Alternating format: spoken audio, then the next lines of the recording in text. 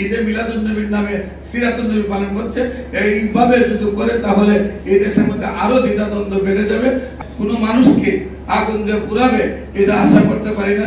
ঈদে মিলাদুন্নবী এমন ভাবে লিখছেন যেটা মানে বোঝাই যায় না। বোঝা যাচ্ছে যে ঈদে মিলাদুন্নবী একটা নাজায়েজ কাজ।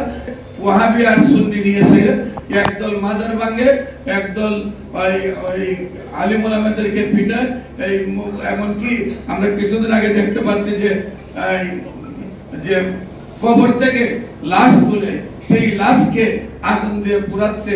এটা আসলে ওই ব্যক্তির নামেও নুরু পাগলা নামে এক মাজার হয়েছিল। আমরা কোনো মানুষকে আগুন দিয়ে পুড়াবে এটা আশা করতে পারি না, সেটারও তীব্র নিন্দা জানাই। পাশাপাশি যারা এই বিষয়ের সাথে জড়িত, এইরকম ন্যাক্কারজনক ঘটনার সাথে জড়িত, তাদের দৃষ্টান্তমূলক শাস্তি দাবি করছি।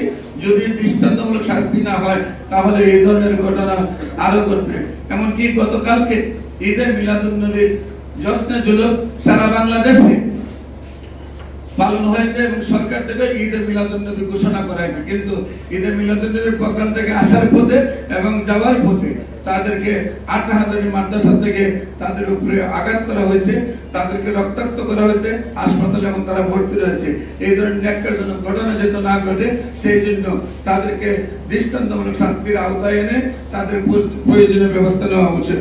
পাশাপাশি আজকে ইসলামী ফাউন্ডেশন সরকারের প্রথম একটি স্থান, যেখানে আমাদের ধর্ম উপদেষ্টা মাননীয় ধর্ম উপদেষ্টা ঘোষণা দিয়েছেন যে ঈদে মিলাদুন্নবী উদযাপন করে রাসূলের জন্মদিনে খুশি হওয়া। এদেশের 18,000 মুখলুকার সব খুশি হয়েছিল। আমরা ঈদে মিলাদুন্নবী উদযাপন করব এবং সরকারিভাবে ঈদে মিলাদুন্নবী ঘোষণা করার পরে আমরা ইসলামী ফাউন্ডেশনে যা দেখতে পাচ্ছি, গত কয়েকদিন ধরে প্রোগ্রাম চলছে এবং প্রোগ্রাম চলবে, সেখানে তারা ঈদে মিলাদুন্নবী উপলক্ষে সিরাতুন্নবী করে বড় করে লিখে সিরাতুন্নবী প্রোগ্রাম করছেন এবং ঈদে মিলাদুন্নবী এমন ভাবে লিখছেন যেটা মানে বোঝাই যায় না। বোঝা যাচ্ছে যে ঈদে মিলাদুন্নবী একটা নাজায়েজ কাজ। এই সিরাতুন্নবী আলোচনাটা যায়। আমরা মনে করি যে ঈদে মিলাদুন্নবী হলো আমরা প্রত্যেকের জন্মদিনে যেহেতু আমরা খুশি হই, তেমনি রাসূলের জন্মদিনে আমাদের খুশি হওয়া উচিত। 18,000 মুখলুকাত যেহেতু রাসূলের জন্মদিনে খুশি হয়েছিল, রাসূলের জন্মদিন পালন করে এবং রাষ্ট্রীয়ভাবে যেহেতু ঘোষণা, আমরা ঈদে মিলাদুন্নবী যথাযথভাবে যেন পালন করা হয়। কোনো ধরনের পায়তারা যেন ইসলামী ফাউন্ডেশন আর না করতে পারে সেই দিকে আপনাদের সচেতন হওয়ার জন্য আমরা অনুরোধ জানাচ্ছি। একটি চক্র যেভাবে মসজিদের মধ্যে আগুন লাগাইছে, একটি চক্র যেভাবে মসজিদের মধ্যে জুতা মারে, একটি চক্র যেভাবে একটি ঈদে মিলাদুন্নবী অনুষ্ঠানকে ধ্বংস করে সিরাতুন্নবী তো আমরা সবসময় পালন। সিরাতুন্নবী হলো রাসূলের জীবন বৃত্তান্ত আলোচনা, সেটা তো আমরা প্রতিটা মুহূর্তে করি। কিন্তু একদিন যদি আমরা রাসূলের জন্ম সিরাতুন্নবী পালন করি তাহলে বোঝা গেল সারা বছরটা আমরা সিরাতুন্নবী পালন করি না। তাই আমরা অনুরোধ করব, এটা বোঝার ভুল আপনাদেরকে।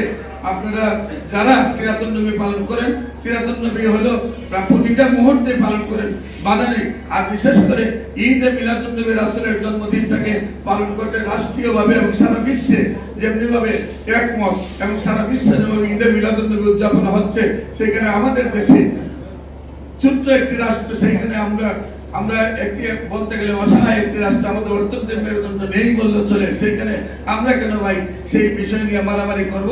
সেটা সুষ্ঠু সমাধানের জন্য আমি মনে করি প্রথম নম্বরে আমাদের প্রধান উপদেষ্টা ডক্টর ইউনূস সাহেব সেই ইসলামী ফাউন্ডেশনের প্রতি একটি সুন্দর পরিকল্পনা দিবেন তাদেরকে এবং দিক নির্দেশনা দিবেন। পাশাপাশি ধর্ম মন্ত্রণালয়ের ধর্ম উপদেষ্টাকে আমরা বিনীত অনুরোধ করবো, আপনি ইসলামী ফাউন্ডেশনের ব্যাপারে সজাগ হন। ওরা যেমনি ভাবে একটি বিশৃঙ্খলা সৃষ্টি করতে যাচ্ছে, ঈদে মিলাদুন্নবীর নামে সিরাতুন্নবী পালন করছে, এইভাবে যদি করে তাহলে এই দেশের মধ্যে আরো দ্বিধাদ্বন্দ্ব বেড়ে যাবে। আমরা চাই এই দেশ থেকে, আপনার দেশ স্বাধীন হওয়ার পর থেকে এই পর্যন্ত আমরা যতবারই চেয়েছি গণতন্ত্র প্রতিষ্ঠিত করার জন্য। আমরা এই লাস্টে এই ব্রিটিশ সরকারকে যখন আমরা পতন করেছি, এই দেশের মধ্যে আমরা যেভাবে বৈষম্য দূর করতে চাই, কিন্তু সারা দেশে শুধু মারামারি, কাটাকাটি, হানাহানি, চুরি, ডাকাতি, রাহাজারি, খুন খারাপি, নারী নির্যাতন, নারী হত্যা বেড়েই চলেছে। সেটা থেকে বের হয়ে আসার জন্য একমাত্র আমরা মনে করি প্রত্যেকটি রাজনৈতিক সংগঠনের প্রেসিডেন্ট, সেক্রেটারি সহ যদি সরকার পরিচালনার সমস্ত দায়িত্ব নেন তাহলে সবগুলো সমস্যার সমাধান হবে। বিশেষ করে আমি বাংলাদেশ ইসলামী ফ্রন্টের থেকে দুইবার এমপি নির্বাচন করেছি এবং ইসলামী যুব সেনার কেন্দ্রীয় সিনিয়র সহসভাপতি হিসাবে দায়িত্ব আছে। কিন্তু আমরা দেখেছি যে আমাদের সংগঠনের সাথে যে আমাদের সংগঠন রেজিস্ট্রেশনের প্রথম দিকে রেজিস্ট্রেশন পেয়েছে, আমরা বোম্বাকে প্রতীক নিয়ে নির্বাচন করেছি, এই পর্যন্ত আমাদের দলের চেয়ারম্যান মহাসচিবের সাথেও আমাদের মাননীয় উপদেষ্টার কোনো বৈঠক হয় নাই। আমরা বলবো যে প্রত্যেকটি রাজনৈতিক দলের প্রধানদের সাথে বৈঠক হোক। ইদানিং আমরা দেখতে পাচ্ছি বাংলাদেশ ইসলামী ফ্রন্ট এবং ইসলামী ফ্রন্ট বাংলাদেশ এবং সুপ্রিম পার্টি তিনটি রাজনৈতিক সংগঠন এক হয়ে একটি জোট ঘোষণা করেছে।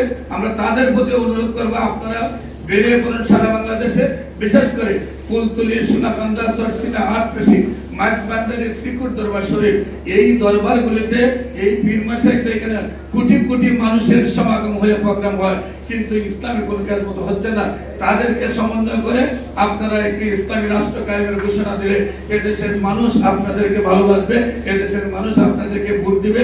পাশাপাশি এদেশের সুন্নি এবং ওয়াহাবি যত দ্বন্দ্ব আছে, কারো আকীদা কেউ জোর করে গলা টিপে হত্যা করতে পারবেন না। সেখান থেকে যেন মারামারি দ্বন্দ্ব থেকে বের হয়ে রাষ্ট্র গঠনের জন্য আমরা সবাই একমত পোষণ করি।